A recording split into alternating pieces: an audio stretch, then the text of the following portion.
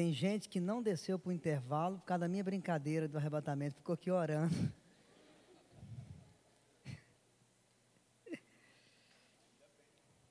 Amém?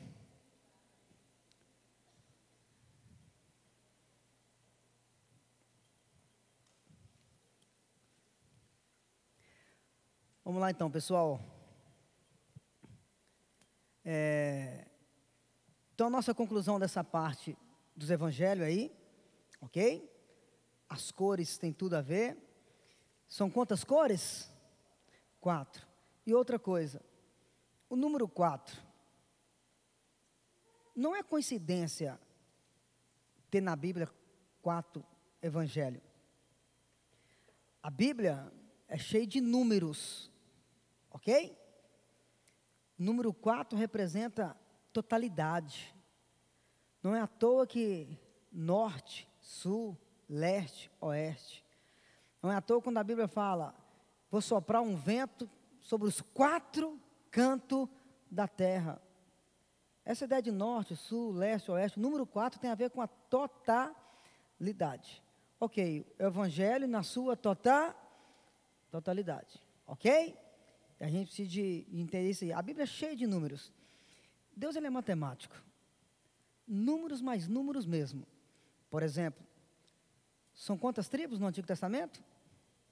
12. E são quantos apóstolos no Novo? Coincidência? 12 no Antigo Testamento, 12 no Novo. O número 12 na numerologia bíblica, eu estou falando de número aqui porque o tabernáculo é cheio de números. Não vamos trabalhar os números dela, mas é cheio de números, quantidade de porte, um monte de coisas. O número 12 na numerologia bíblica é o número do povo de Deus. É o número do povo de Deus. Então, as 12 tribos do Antigo Testamento representam o povo de Deus do Antigo. As 12 tribos do Antigo Testamento representam a igreja de Deus do Antigo. Os 12 apóstolos do Novo Testamento representam a igreja do Novo Testamento. 12 mais 12? 12 mais 12? 24. Apocalipse fala que vi diante do trono 24 anciãos adorando o Rei dos Reis e Senhor do... É os nossos irmãos do Antigo Testamento e eu e você lá adorando o Rei dos Reis e Senhor dos Senhores. Número. Deus resume tudo em número. 12 vezes 12? 144. O número 1000 na numerologia bíblica representa número indeterminado. É por isso que um filho, quando chega da rua com a mão suja, todo suado, mete a mão na geladeira, o que o pai e a mãe faz? Já te falei 1000 vezes para não colocar a mão suja em geladeira. Na verdade, falou nem 2, nem 3. Mas falou 1000 vezes.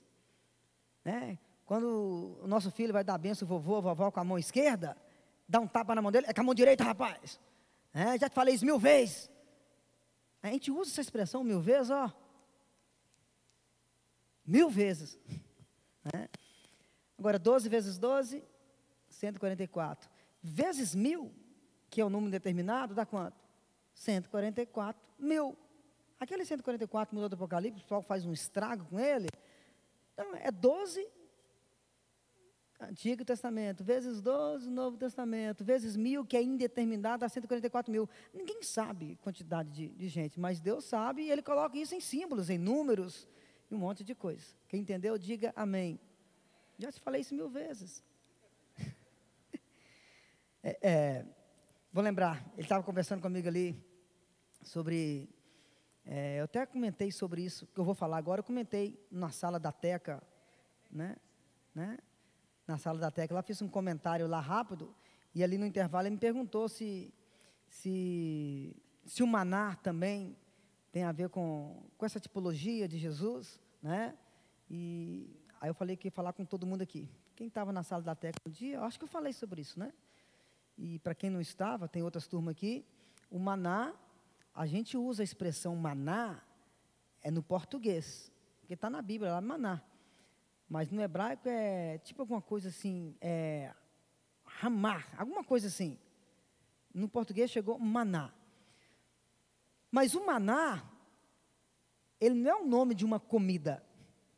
O maná não é o nome de uma alimentação que Deus mandou ali. O maná é uma pergunta.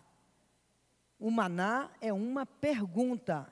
Quando começou a cair aquele tanto de negócio do céu, o povo assustado começou a fazer o quê? O que é isso? O que é isso? O que é isso? Aí, maná no hebraico é uma pergunta. O que é isso? Aí chegou no português como maná. Ficou conhecido como maná. Porque o povo não sabia que alimento era aquele. E por não saber, eles começaram a saber. O que é isso? O que é isso? Aqui, gente, o que é isso? Eles não sabiam porque veio do céu. O maná é tipo de Jesus. O pão que veio do céu. Ok? Não é à toa que o maná, um baldinho, uma sacolinha de alguns quilinhos de maná foi guardado dentro da Arca da Aliança. Ok?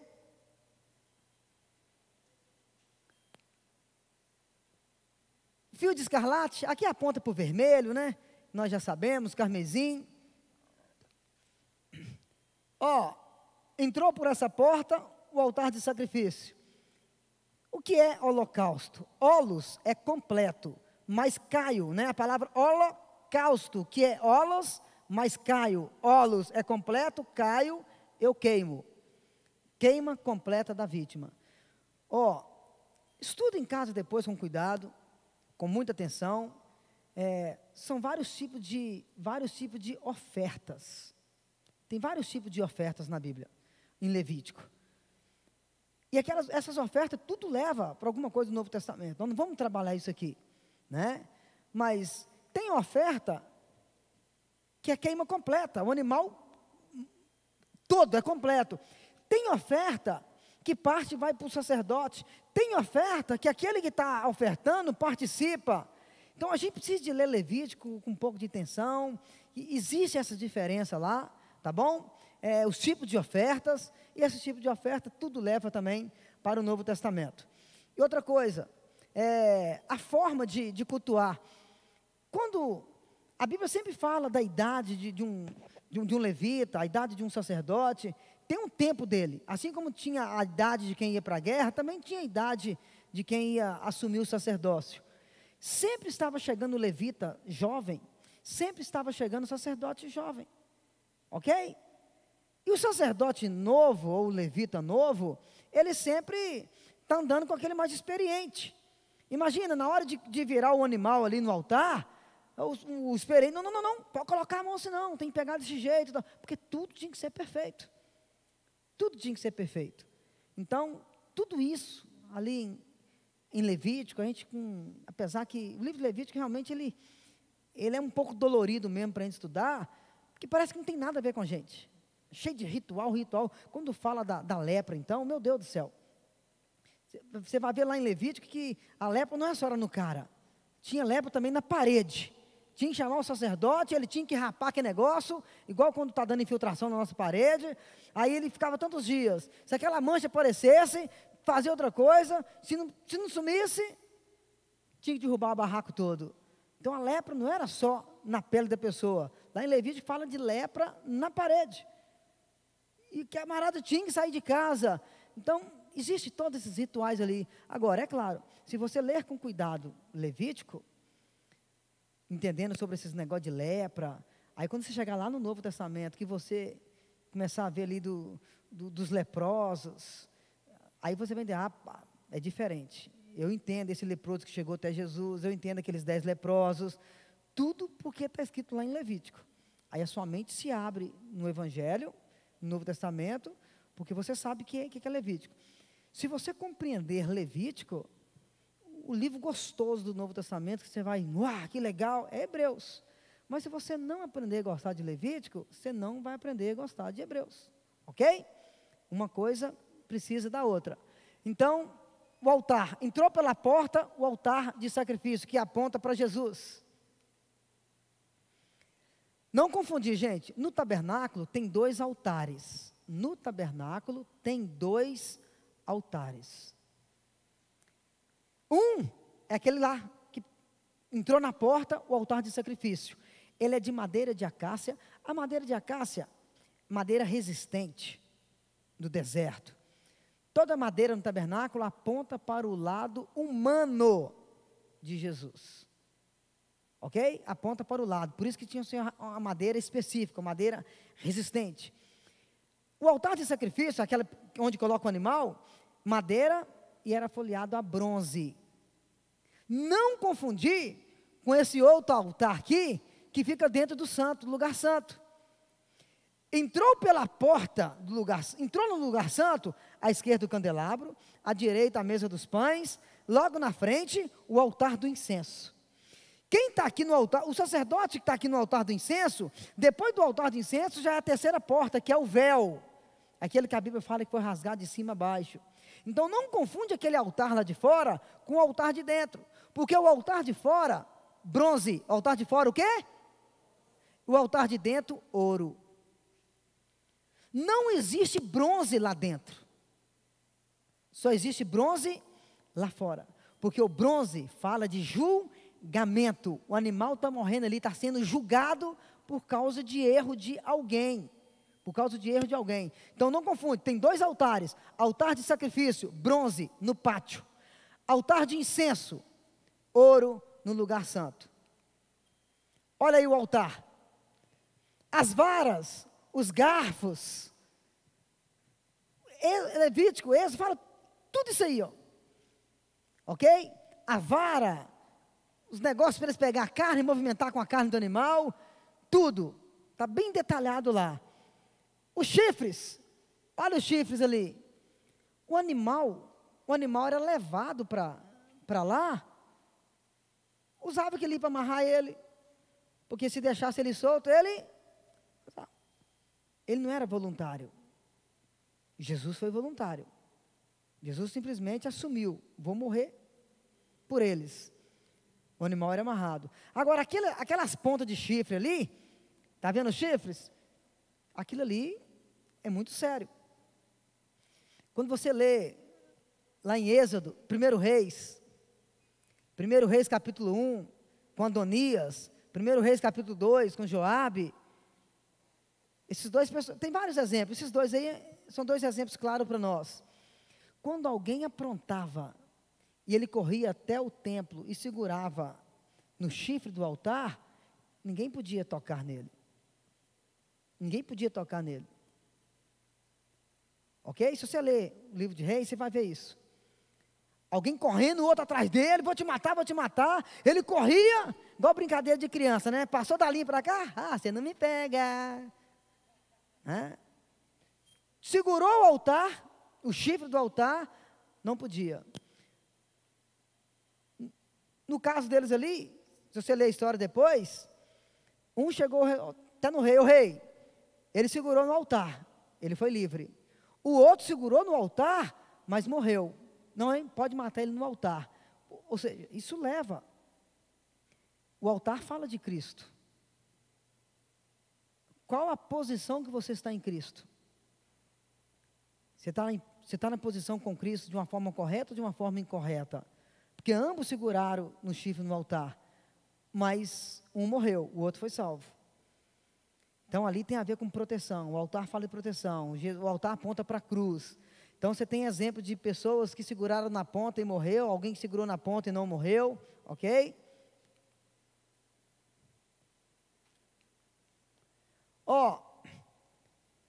A cinza indicava que a obra estava consumada. Matou o animal, sacrificou o animal, a cinza tinha que ser levada para fora. Os mortos eram sepultados fora do acampamento. Levítico 10 fala sobre isso. Os leprosos ficavam fora do acampamento. Todas as impurezas ficavam fora do acampamento. Os blasfemadores deveriam ser apedrejados fora do arraial. Hebreus, Jesus foi levado para fora do acampamento. Jesus foi levado para fora do acampamento. Então aponta para ele. A bacia de bronze. Bacia de bronze. O altar de sacrifício tem a medida de largura, altura, comprimento, tudo.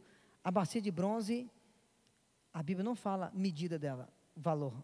Não tem altura, a Bíblia não fala. Porque a bacia de bronze, ela leva a bacia que os sacerdotes, os levitas lavavam. Eles tinham que se limpar, leva para purificação. A bacia com água fala de limpeza. Então leva para a palavra. Leva para a palavra. Mas vamos lá. Por que a Bíblia não fala da dimensão dela? Porque a palavra de Deus não tem medida. A palavra de Deus não tem medida. Por isso que a bacia de bronze que leva para a palavra, a limpeza, santificação, também não tem medida. Como que era feito a bacia? Com qual oferta que eles fizeram essa bacia? A Bíblia fala que as mulheres doaram os seus espelhos. As mulheres doaram os seus espelhos para fazer a bacia. Só que os espelhos das mulheres na época não é como os espelhos que você tem na sua casa. O espelho naquela época era bronze. Uma barra de bronze, pequena ou grande ou média, ia polindo. O profissional da época ia polindo, até conseguir ver a imagem. Ok? Por que Deus pede justamente o espelho das mulheres? Não é o espelho que mostra como nós estamos? E quando você olha para a palavra, não é a palavra que mostra como nós estamos? Está na bacia de bronze, fala da palavra, limpeza, purificação. E é justamente, ela foi construída, foi feita a bacia com os espelhos das mulheres. É o espelho que revela como você está. É a palavra que revela como nós estamos. Ok? E lá na Bíblia fala, essa oferta veio das mulheres. Olha, bacia de bronze. Jesus cumpriu e aboliu o sangue e a água do Antigo Testamento. É o sangue que nos purifica dos nossos pecados. Não vou ler tudo não, mas vou comentar. Quando furaram Jesus na cruz, saiu o quê? Saiu o quê? Água e sangue. Lá no pátio tem dois objetos. O altar de sacrifício, onde o animal derrama sangue, e a bacia, onde tem água. Jesus, quando furou ele na cruz, água e sangue. É os dois objetos que estão lá no pátio. Um tem sangue de animal e o outro tem água. Ok? Por que bronze? Por que essa ideia de bronze? Na verdade, não sei se eu coloquei ali. Estamos saindo do pátio, lugar de bronze. Mas vamos lá. Se a imagem estiver depois ali, não tem problema não. Está aqui. Quando lá no deserto o povo estava pecando, aí Deus permitiu um tanto de cobra, serpente, começar a picar. Quem lembra, diga amém. Aí o povo foi à loucura. Moisés pediu misericórdia a Deus. O que Deus falou? Pega uma serpente de cobre ou bronze, põe numa estaca, finca aí, e todos que foram feridos pela serpente, olha para essa estaca e será curado. Essa serpente, essa cobra na estaca, aponta para a estaca de Jesus, a cruz. Ok? Aponta para a cruz. A cobra ficou lá porque quem mordeu o povo foi cobra. Mas por que a cobra é de bronze? Bronze fala de julgamento, juízo. No pátio é cobre e cobre. O bronze, igual nós já falamos no início. A serpente era de bronze. É julgamento, o povo pecou, Deus mandou serpente morder eles, agora o povo tem que olhar para a serpente de bronze, estou sendo julgado, fui mordido, estou sendo julgado, bronze, julgamento. É por isso que o altar de sacrifício é bronze, tem um animal morrendo ali por causa de um erro. A bacia de bronze tem que ser lavado pela palavra, julgado pela palavra. A serpente é de bronze. Onde tem bronze na Bíblia é julgamento. De vez em quando você encontra algum versículo, né? Deus vai tratar com mão forte de bronze. Julgamento. Ok? A serpente, a estaca, Jesus numa estaca. Estamos no lugar santo. Agora nós vamos entrar no lugar santo. Aqui não tem bronze, ok? Deus disse aos israelitas que sempre quando na contagem dos homens, cada um pagaria meio ciclo de prata, imposto de redenção, resgate. A única oferta que não era voluntária, e sim exigida. Cheio de oferta voluntária, mas a prata não, tinha que dar, era exigida. Agora, se vocês estudar com mais cuidado, a base do tabernáculo lá dentro, prata, prata, prata, o sustento lá dentro é prata, porque leva para a redenção. A partir de agora, não tem bronze, é prata e ouro, sustentado pela prata, redenção. Os objetos de ouro, levando para o lado da glória. Não tem bronze aqui dentro mais, bronze é só no pátio, ok? Bronze é só no pátio. Se vocês depois quiserem estudar mais profundo, tem alguns materiais que hoje eles tentam calcular quantos milhões em dólares para construir um tabernáculo tipo esse de Moisés. Quando você pensa em ouro, quando você pensa em prata, em bronze, nos tecidos, existem cálculos. Quanto gastaria hoje em dólares? Ok?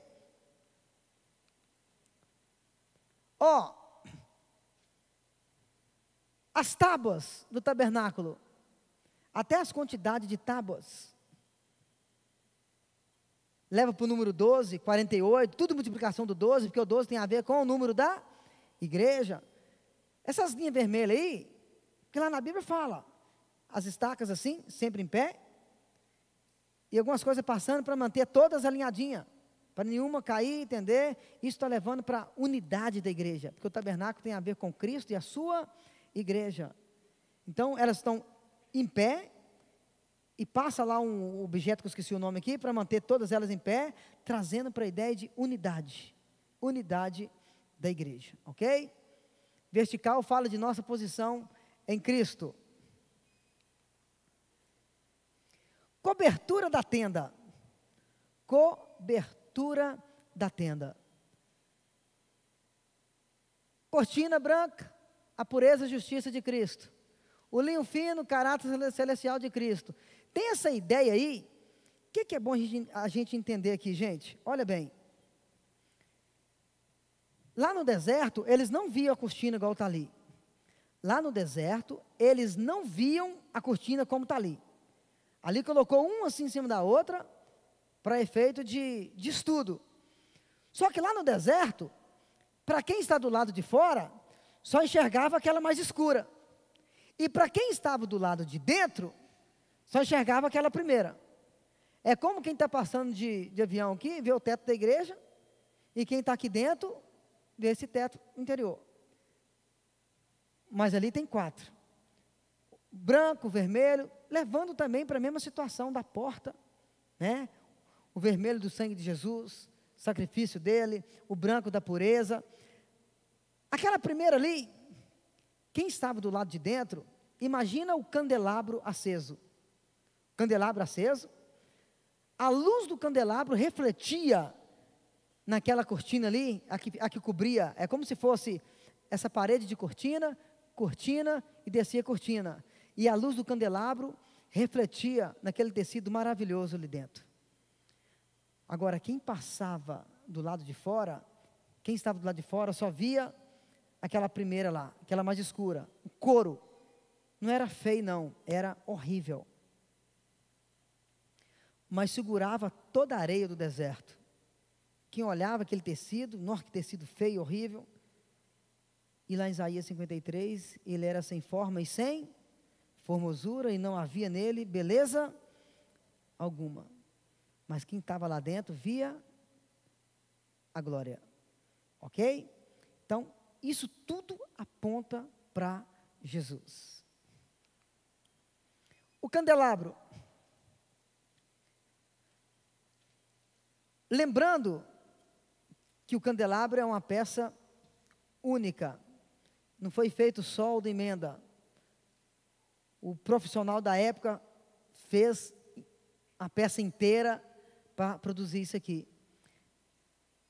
São quantas hastes? Quantas pontas? 7. O número 7 aponta para alguma coisa, né? Número 3, mais o número 3, número 6, tem a ver com o homem. No meio é Cristo, né? Cristo é o centro. O número 7, numerologia bíblica, aponta para isso. Né? É 7 arte como principal. O número 1 representa Deus, Deus único. O número 7, completude. O número 6, o homem. Esse objeto nos ensina que nós não seremos completos se não unirmos a Deus. Jesus disse em João 8,12: eu sou a luz do mundo. Constantemente isso tinha que estar aceso. E quando eu falo de um sacerdote, de um levita jovem chegando no ministério, eles eram treinados para tudo isso. A luz tinha que manter acesa, né? Sempre com óleo ali. E daqui a pouco vocês vão ver que lá no altar do incenso, a luz, o fogo que acendia lá no altar do sacrifício, lá fora, era levado lá dentro. É o fogo do Senhor para acender. É por isso que quando a Bíblia fala, não farás fogo estranho, é porque tinha que tirar o fogo no lugar certo. E os 2 filhos de Arão mesmo fizeram fogo diferente lá e Deus fuzilou eles. Porque o fogo tinha que ser tirado do lugar certo. Por isso que a Bíblia fala, não trarás por esse lugar fogo estranho. Se não é para tirar do lugar certo, qualquer outro lugar é estranho. E os 2 filhos do sacerdote se lascaram, né? Então, esse aí é o candelabro. Quando entra pela segunda porta, entrou no lugar santo, à esquerda, o candelabro. Ok? Pessoal, eu sempre coloco isso aqui, sempre falo. Aquilo ali, tem quantas hastes? Quantas hastes? Aquele ali tem 9. Por que toda vez que eu vou falar sobre o candelabro, eu gosto de falar sobre isso aqui? Há uns anos atrás, quando eu estava na superintendência da escola dominical, na Igreja Assembleia, aí como superintendente, eu resolvi ir na sala das crianças, dos adolescentes, né, para ver o trabalho dos professores. Aí quando eu entro numa sala, a sala estava toda enfeitada e bonita, tá? Cheia de gravuras do tabernáculo pregado. Só que aí eu vi uma figura dessa. Aí quando eu vi uma figura dessa, eu fui perguntar à professora, você vai falar sobre o tabernáculo, né? Pelo que eu estou vendo. As crianças hoje vão aprender sobre o tabernáculo, tal. Mas e sobre essa imagem aqui? É o candelabro. Mas é o candelabro mesmo? É o candelabro do tabernáculo? Mas quantas artes que tem? Só que não tinha começado a dar aula ainda não. O professor estava preparando a aula. As crianças estavam chegando. Mas quantas artes que tem um candelabro do tabernáculo? São 7. Essa aí tem quanto? Uai! Ela não percebeu. Ela achou na internet, imprimiu, tipo assim, caprichou, sabe, colorido. Estava bonita a sala mesmo. Só que eu falei com ela, olha, então, quando você estiver falando com as crianças, gente, o candelabro tem 7 hastes, as crianças na hora tem 9. Ela, né, primeiro, ela não sabia da história desse aí ia ficar complicado. Aí eu falei com ela, já que não tem tempo de correr atrás de outro, risca uns 2 aí, imprimi errado, mas é só 7, né? Mas na verdade, por que isso aqui? Isso aqui chama Hanukkah. Hanukkah é uma palavra hebraica, que no português é festa das luzes. Em português é o quê? Festa das luzes. Se você não lembrar dessa palavra, para depois você pesquisar a história, é só você pesquisar como festa das luzes, né? O Espírito Santo vai te auxiliar lá no profeta Google. Aí você vai digitar festas das luzes, você vai conhecer essa história. Até hoje, todos os anos, lá em Israel, os judeus, eles comemoram a Hanukkah.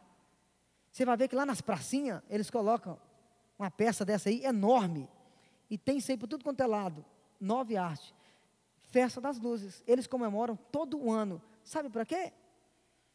Para lembrar o que aconteceu lá atrás. E esse lá atrás é uma história que aconteceu no período interbíblico. Alguém aqui já ouviu falar de Antíoco Epifânio? Antíoco Epifânio é um camarada que era um dos generais de Alexandre o Grande, né? Vamos voltar à história. Quem aqui já ouviu falar da estátua de Nabucodonosor? Cabeça de ouro, peito de prata, o ventre de bronze, as pernas de ferro e os pés misturados ferro com barro. Segunda-feira eu estou ministrando no seminário de escatologia, aí nós estamos falando sobre isso. Conhecer a história. Cabeça de ouro, peito de prata, ventre de bronze, perna de ferro e o pé misturado ferro com barro. Cabeça de ouro, Babilônia. A história está na Bíblia. O peito de prata, a história está na Bíblia. Neemias, Esdras, Esté, Zorobabel, Zacarias, está tudo no peito de prata. Agora o ventre de bronze já não está mais na Bíblia, já está no período interbíblico. É tanto que quando Jesus chega, qual o império que está dominando o mundo? A perna, ferro, Roma. Mas o ventre de bronze e uma boa parte da perna é período interbíblico. Ok? Então, na época do período interbíblico, o bronze é o período do Alexandre o Grande. Nabucodonosor, cabeça de ouro, Ciro e Dário, Medo e Pérsia, Alexandre o Grande, a barriga, o ventre, o bronze. Só que depois que o Alexandre o Grande morreu, surgiu 4 generais. Cada um tomou conta de uma região. E um desses caras, Antíoco Epifânio. E esse camarada, ele foi terrível, mas muito terrível para os judeus.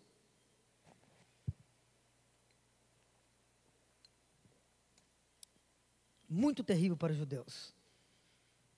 Qual o animal que os judeus detestam?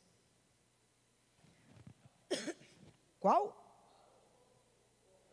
Porco. Porco. É abominável carne de porco. Lembra de Pedro?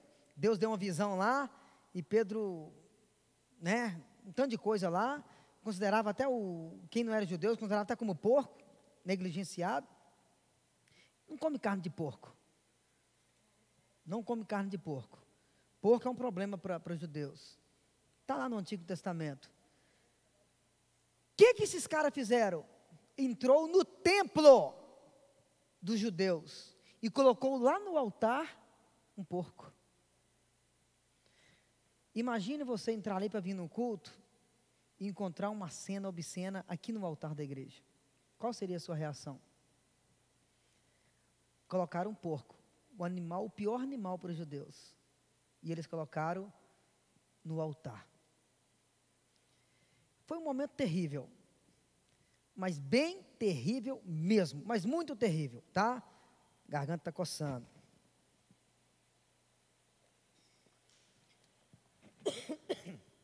Vai me tolerando aí. E vai orando também. Muito terrível, mas tão terrível.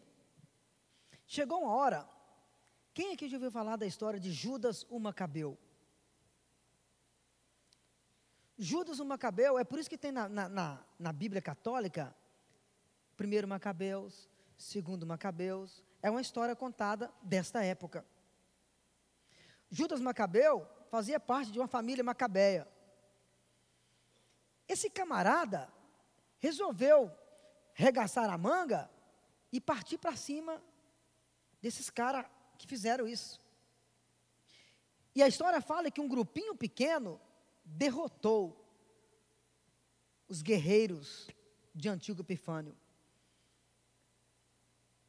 Acabaram com eles, agora eles vão arrumar a casa, o templo, porque se um gentil pisasse na porta do templo, já contaminava o templo, ok? Se um gentil pisasse na porta do templo, já contaminava o templo. Se um gentil pisasse no templo e contaminasse o templo, imagina um porco no altar. Então, depois que eles derrotaram, um grupo pequenininho, derrotou um grupo desse tamanho, agora eles vão colocar a casa em ordem. Aí, só que para colocar a casa em ordem, eles precisam de óleo, de unção, para acender tudo, todos os rituais que tinham que fazer. Aí eles acharam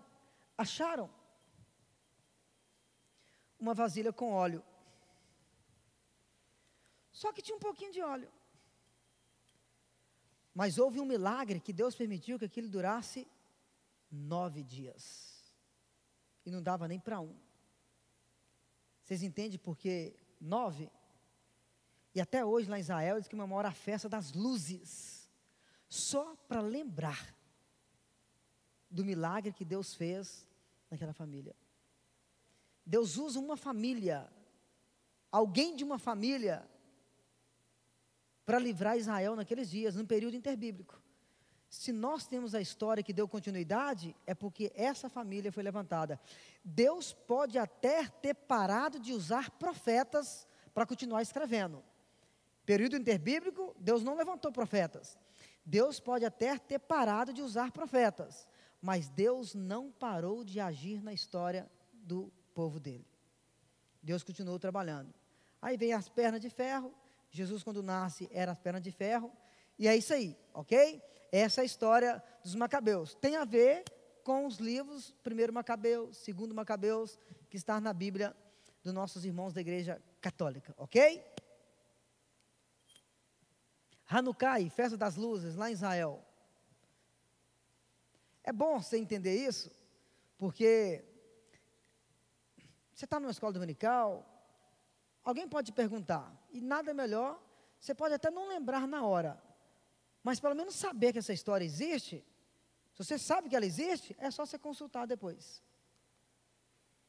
Mesa da propiciação, a mesa dos pães. É muito natural a gente ver os desenhos assim, mas tem alguns estudiosos, não a Bíblia, alguns estudiosos, porque a Bíblia fala de mesa dos pães. Eram 12 pães, porque representavam cada tribo. Alguns estudiosos acreditam que a mesa é igual àquela primeira. Ela tinha divisória, porque os pães não era esse pãozinho que a gente compra na padaria hoje, o pão era grande. E os pães ficavam alguns dias lá. E um baita de um pão, o peso de um pão, como é que ia ser o primeiro que estava embaixo? Aí eles entendem que talvez seria uma mesa daquele formato, com prateleira, cada prateleira um pão, ok? Mas a mesa dos pães leva para onde? Para Jesus, o nosso pão, o nosso alimento, ok? A igreja estava sendo representada ali com o número 12. Lembrando que no deserto Deus não deixou faltar alimento para o povo, pão sem fermento. Quando o povo sai do Egito, saiu sem fermentar. Deus tocou a buzina, vão lá. Dormiram até de sandálias no pé, porque a saída do Egito tem a ver com o quê? Pressa.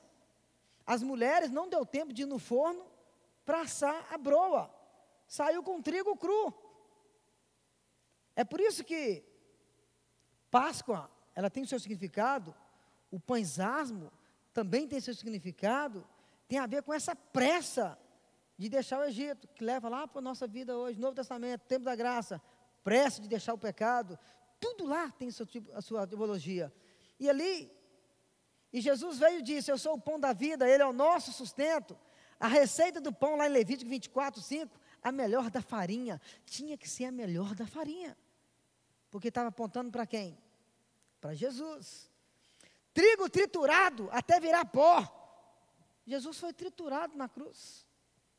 Todos os versículos lá em Levítico do pão, apontando para Jesus. Jesus foi arregaçado na cruz. O altar do incenso. Olha o altar do incenso. Eu rogo por eles, não rogo pelo mundo, mas por aqueles que me deste, porque são teus. O altar do incenso, olha lá o candelabro ficou mais para trás à esquerda, a mesa dos pães à direita, ao sacerdote dá mais um passo para frente e está diante do altar do incenso. Altar do incenso. O altar do incenso tem a ver com as nossas orações, que chega às narinas de Deus. Folheado a ouro, porque ali tem prata e ali tem ouro, bronze é só lá fora. É muita coisa que fala do candelabro, é muita coisa que fala da mesa dos pães, é muita coisa que fala do altar do incenso. Mas não fique sem estudar sobre isso depois. Mas é muita coisa mesmo. Você quer pregar, tenta imaginar, na sua igreja, se tem algum pastor que, toda terça-feira é estudo bíblico, terça-feira que vem nós vamos estudar sobre o candelabro. A terça vai ser só sobre o candelabro. Tem muita coisa. A outra terça é só sobre a mesa dos pães. Tem muita coisa. E vai ser que pega várias terças, vai falar só de um. A outra terça, só sobre um altar de incenso. Porque leva para oração, leva sobre um monte de coisa. Ok? Cada objeto desse tem muita representação para o Novo Testamento. E aqui a gente está dando só esse geralzão. Agora imagina, gente. Imagina que esse altar do incenso é isso aqui, ó. E está aqui o sumo sacerdote no altar do incenso. Imagine que isso aqui já é a terceira porta, o véu que foi rasgado de cima a baixo. Ele está aqui e o véu está aqui, a próxima porta. O interessante que no dia da Páscoa, Jesus estava sendo levado para morrer lá no Calvário. E um tanto de judeus lá na porta do templo. Ok? Só estava com Jesus os mais próximos dele, que acreditavam que ele era filho de Deus mesmo, que ele era Deus, que ele era o Cordeiro Pascual. Mas aquele tempo que Jesus estava sendo levado para o Calvário, um tanto de judeus estava levando o cordeirinho para ser sacrificado. O sumo sacerdote estava lá fazendo seus rituais. Eu fico imaginando na minha cabeça, quando ele estava lá matando o cordeirinho, Jesus caminhando, altar de sacrifício, o candelabro, Jesus caminhando, a mesa dos pães, Jesus caminhando, tudo no mesmo tempo. Tudo no mesmo tempo. E quando eu imagino a cena, gente, eu imagino a cena. Sumo sacerdote ali no altar do incenso. Depois do altar de incenso, a terceira porta que é o véu. E quando Jesus fala, está tudo consumado, aquele véu foi rasgado de cima a baixo. Eu imagino a cena daquele cara. Tenta imaginar essa cena. É gostoso ler a Bíblia, é assim, é você literalmente viajar na maionese.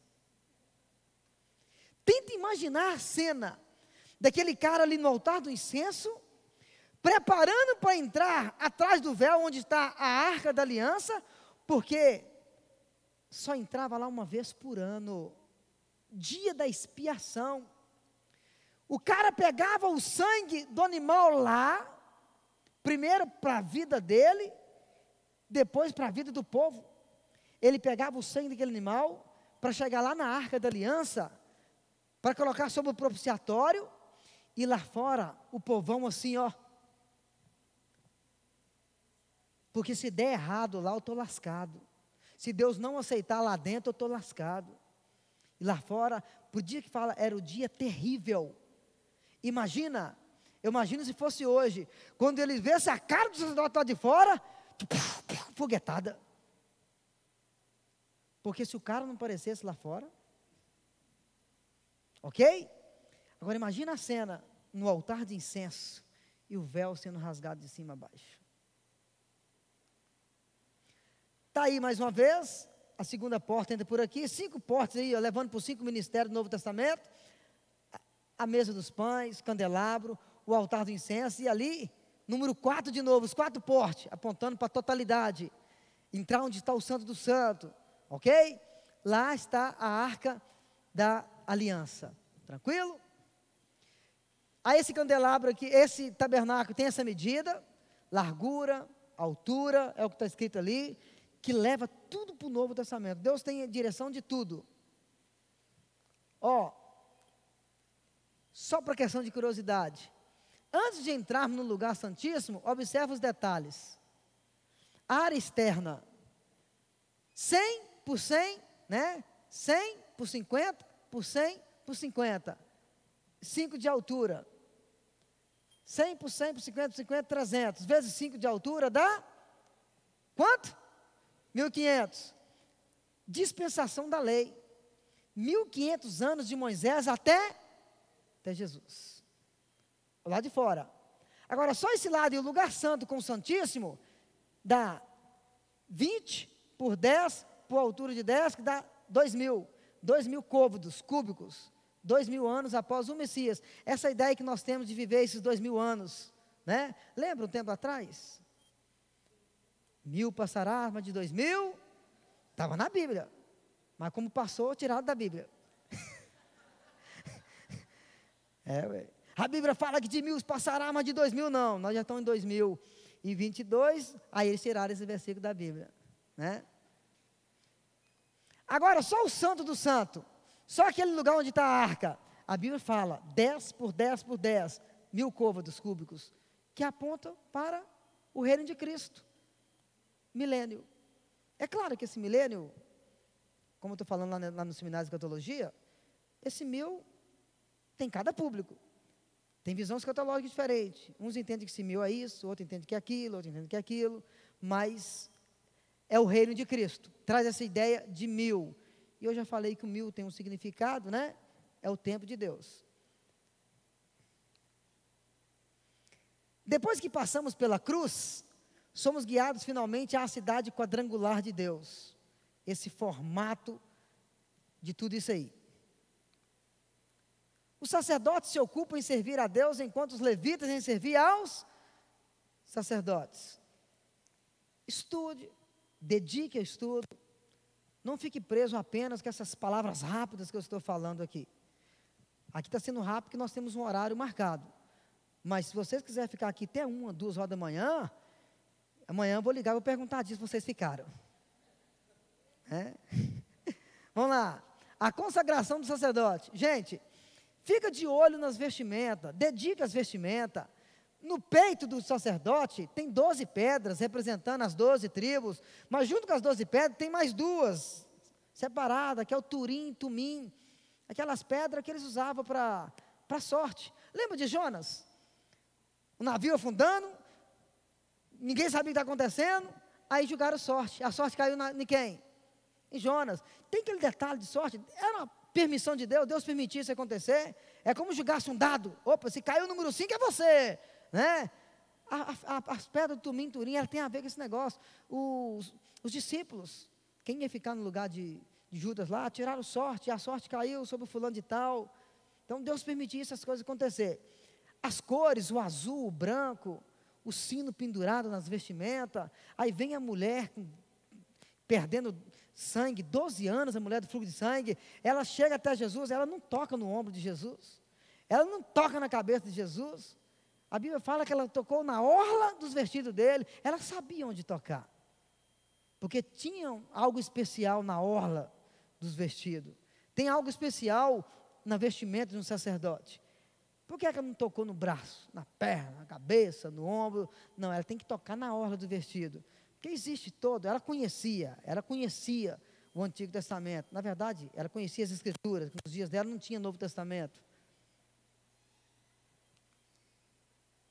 Está aí, né, a explicação de cada parte da vestimenta, né? Olha lá, Turim, Tumim, que é essas 2 pedras aqui, ó, as 12 estão aqui dentro, ó. Aqui tem as 2, Tumim, Turim, aí tem um significado portivo, era o que eles usavam para tirar sorte mesmo, Deus permitia isso. Isso aqui é uma foto, talvez tenha alguém aqui que já fez o cursinho de geografia lá com Abreu, no Cariru, isso é uma maquete que ele ganhou, alguém presenteou ele com essa maquete, eu fotografei ela do templo. Aqui, ó, essa maquete, eles tiram a parte de cima para a gente ver lá dentro. Olhando por aqui, ó, o altar de sacrifício, a bacia, entrou ali, ó, candelabro, a mesa dos pães lá dentro.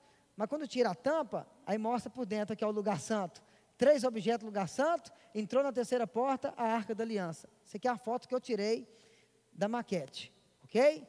O templo é igualzinho ao tabernáculo. Agora não esqueça de uma coisa. O tabernáculo, ele durou por quase 400 anos. Ok? Não fica preso só 40 anos no deserto, não. O tabernáculo foi feito no deserto. Depois que o povo chegou na terra prometida, aí foi o templo fixo. Não. O tabernáculo atravessou os 40 anos com eles. Tenda, tinha que desmontar para carregar. Quando eles chegaram na terra prometida, continuou sendo tabernáculo. Quando você prega, ou ouve aquela pregação de Samuel, né? Roubaram a Arca da Aliança, né? Aí os 2 filhos do sacerdote ali, Ofni e Finéias, eles que foram levar a Arca da Aliança para a guerra, perderam. Gente, eles pegaram ela lá no tabernáculo. Eles chegaram na terra prometida, mas continuou sendo tabernáculo, lá em Siló, aonde o garotinho Samuel cresceu lá com o sacerdote Eli, era tabernáculo. O templo só veio existir quando? Salomão. Então, foi muita raça de anos, quase 400 anos. Então não é porque chegou na terra prometida que agora já tem igreja fixa, parede, não. Então lembre disso, o templo, nem Davi Davi queria fazer o templo, Deus não permitiu. Quem fez foi Salomão. Então, grave bem isso aí. Aprendam sobre templo, tabernáculo, templo de Salomão. O templo de Salomão durou, até a cabeça de ouro chegar. O povo foi 70 anos para o cativeiro.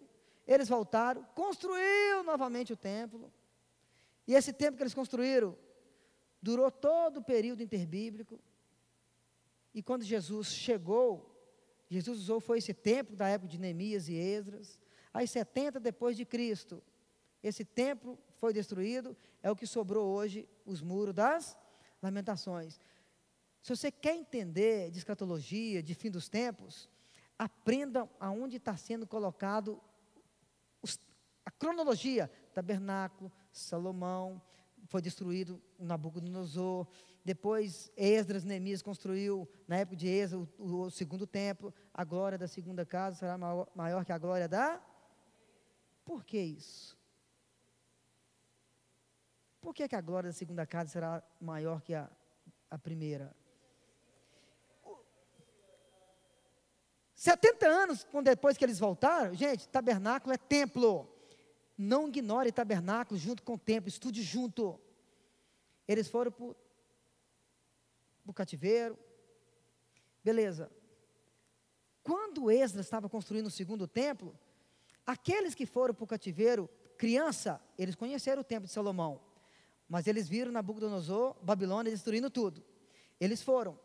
Quando voltaram, quem era criança agora já tinha mais de 70 anos, ok? Mas muitos nasceram lá no cativeiro.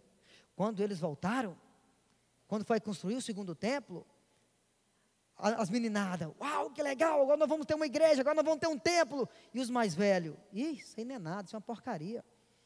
Vocês não viram, foi de Salomão. Ah, que piso esquisito. Eu conheci o piso do templo de Salomão.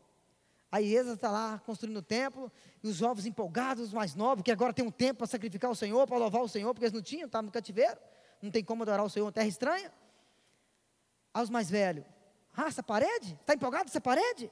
Estou usando a minha linguagem, tá? Vocês estão empolgados com essa parede? Vocês não viram a parede do templo de Salomão. Ah, vocês estão empolgados com essa luz? Vocês têm que ver os luzeiros do templo de Salomão. Aí Deus vai usar Ageu, o profeta Ageu, para falar assim, a glória da segunda casa será maior que a glória da primeira. Por quê? O que ficava no santo do santo no templo? O que ficava no santo do santo no templo? A Arca da Aliança. A Arca da Aliança representa o quê? Representa o quê? A presença de Deus. Quando Jesus veio, ele entrou nesse templo que Esdras fez. Quem é mais importante? Um caixote chamado de Arca da Aliança, que apenas representa a presença de Deus, ou o próprio Deus que entrou naquele templo? Vocês entendem por que a glória da segunda casa é maior que a primeira? Ok? A glória da segunda casa é maior que a primeira, porque o próprio Deus entrou naquele templo. É como se Ageu falasse assim, gente, vocês estão empolgados por causa da Arca da Aliança, aquele caixote? A glória dessa casa será maior, porque o próprio Deus, a própria presença real vai entrar nele. Jesus veio e entrou naquele templo. Ok? Estude tabernáculo junto com os templos, para você entender toda a história. Aí está o templo, né? O templo é a mesma coisa do tabernáculo, a diferença é que ele é fixo, mas as repartições são as mesmas. Esse é o dia da expiação, que o sacerdote ia lá, o povo ficava lá fora, e o sacerdote aspergia o sangue. Onde em Hebreus fala, acho que Hebreus 9, né? Buscar a Deus diante do seu propiciatório. Propiciatório é a tampa da arca. A ideia de sermos propício a Deus. Ok? O povo está lá fora, passando aperto. O sacerdote está lá. O que acontecia? Só entrava ali o sumo sacerdote. Uma vez por ano. Uma vez por ano. Lá fora, 2 animais morriam no dia da expiação. Um animal era colocado a mão sobre a cabeça dele e alguém levava ele para o deserto. Longe. E aquele animal não conseguia mais voltar. Isso fala dos nossos pecados, que ele nos perdoa e dos nossos pecados ele não lembra mais. É o animal que é levado para longe do deserto. O segundo animal era morto, e o sangue dele era levado para o Santo do Santo. Eram dois animais, mas os dois representando Cristo. Um que não voltava mais, nossos pecados sendo levados para o mar do esquecimento, e o outro, o sangue, lá no propiciatório. Isso acontecia no dia da expiação. Mas só entrava ali o sumo sacerdote. E o que acontecia? E se ele caísse morto lá? Como é que fazia para tirar ele? Se não podia entrar lá, o que fazia? Amarrava uma? Amarrava uma?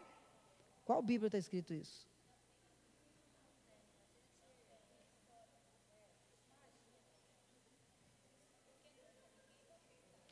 A minha tem, porque eu escrevi a caneta na capa.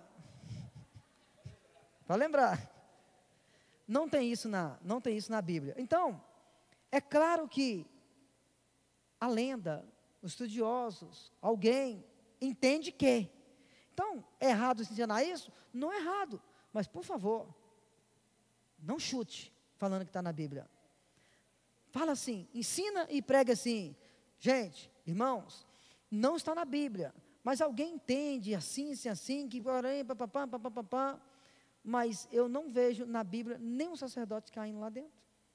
Se nenhum sacerdote caiu lá dentro, como é que tem corda tirando ele lá de dentro? Pense nisso. Se alguém falar, não, amarrava uma corda, é mesmo? É, mas qual sacerdote caiu lá dentro? Aí vai ter que arranjar outra Bíblia. Então, eles entendem que se caso isso acontecesse, era amarrado uma corda, mas a Bíblia não fala sobre isso. A Bíblia fala assim, sobre o sininho. O tempo todo que está andando lá, se silenciou, opa, parou de movimentar. Sim, mas se vai falar sobre corda, fale sobre a corda. Mas fala que não está na Bíblia. Fale que alguém entende que era amarrado uma corda, ok? E desde pequeno eu escuto, desde mais novo.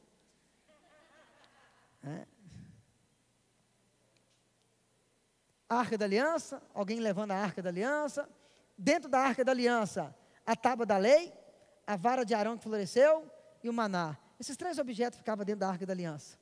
Depois você estuda direitinho porque a tábua da lei, a vara de Arão que floresceu, por causa de problema de liderança lá atrás, né?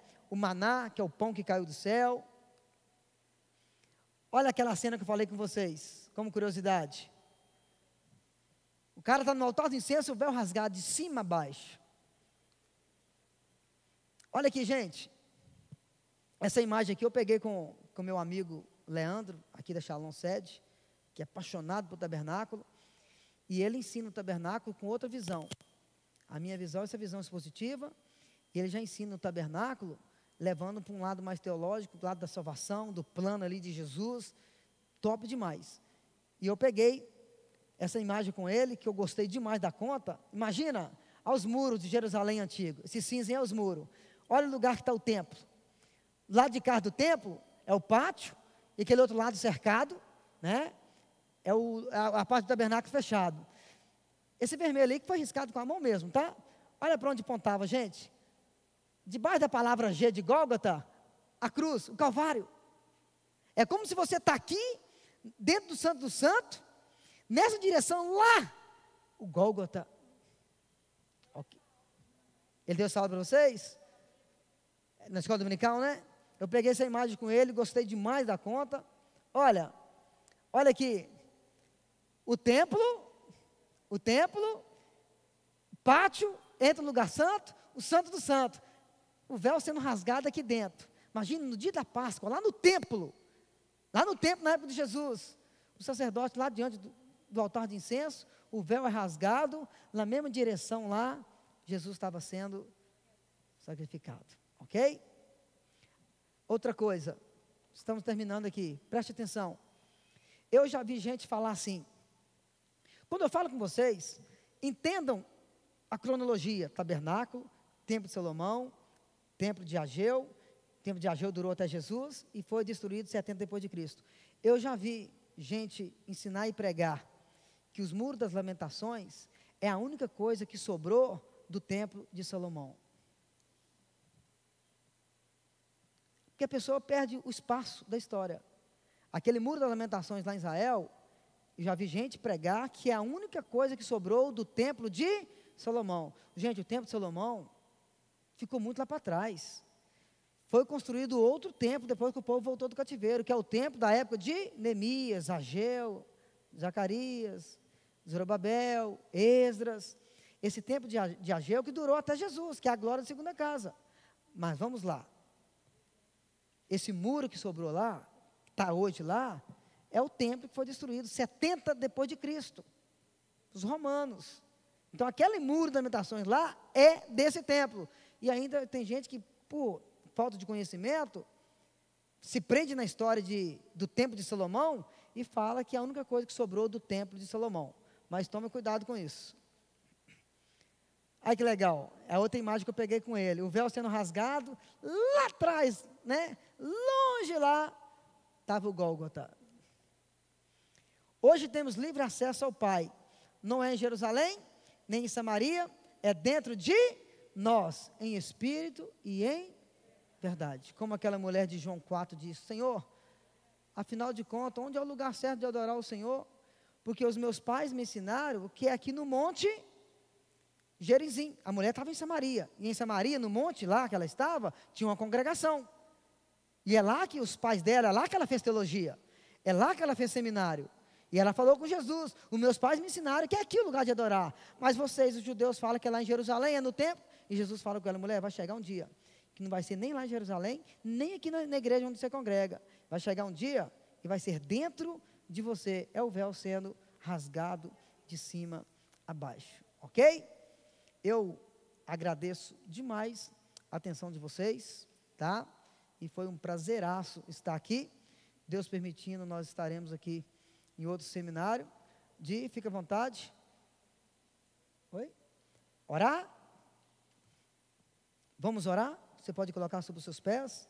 Se alguém quiser depois fazer alguma pergunta, fica à vontade. Esse canal no YouTube, se você digitar lá a hashtag DB Desenhando a Bíblia, esse canal, 2020, 2021, não consegui fazer o tempo, mas eu preciso de começar agora. Tem uns 2 seminários gravados lá. O último, por exemplo, o som ficou muito baixo, mas com fone dá para ouvir. Esse canal eu fiz por causa do Destrinchando a Bíblia, que era 2 horas de aula toda segunda-feira. O pessoal começou a me perguntar, aí muita informação, não consegue gravar muita coisa, você podia repetir aquele assunto. Aí isso me levou a fazer pequenos vídeos, vídeo de 5 minutos, vídeo de 7 minutos, 8 minutos. As festas judaicas, por exemplo, tem lá Páscoa, Pães Asmos, são vídeos pequenos, aquele vídeo que você escuta rapidinho. Então, hashtag DB. Se você digitar Destrinchando a Bíblia, você cai direto nas aulas, cai dentro do canal da Igreja Shalom Nobre. Mas o hashtag DB, você cai nesse canal que tem os vídeos pequenos de curiosidades bíblicas. Sim, mas se você digitar hashtag DB, cai direto no canal. Esses vídeos pequenininhos, eu pretendo dar continuidade lá, se eu conseguir. Mas o que tem lá, eu acho que será bom para você. Por exemplo, lá tem um videozinho, tem igreja que bate palma, tem igreja que não bate. Aí eu mostro lá, por que bater palma? Que palma é essa? O que significa essa palma? Que está tanta confusão, tem igreja que bate, tem igreja que não bate, tem gente que fica doido para bater e fica coçando e não bate porque está na igreja que não bate. Lá eu explico o porquê disso aí. Então esses vídeos pequenininhos, tá bom? Se vocês acharem que é interessante. Você pode fechar seus olhos? Amém? Vamos orar. Pai querido, nós louvamos o Teu nome, nós glorificamos o nome do Senhor, somos gratos ao Senhor por tudo. Obrigado por essa oportunidade de estar aqui falando a respeito da Tua palavra. Muito obrigado, Senhor. Cremos que nós mais uma vez crescemos no conhecimento do Senhor.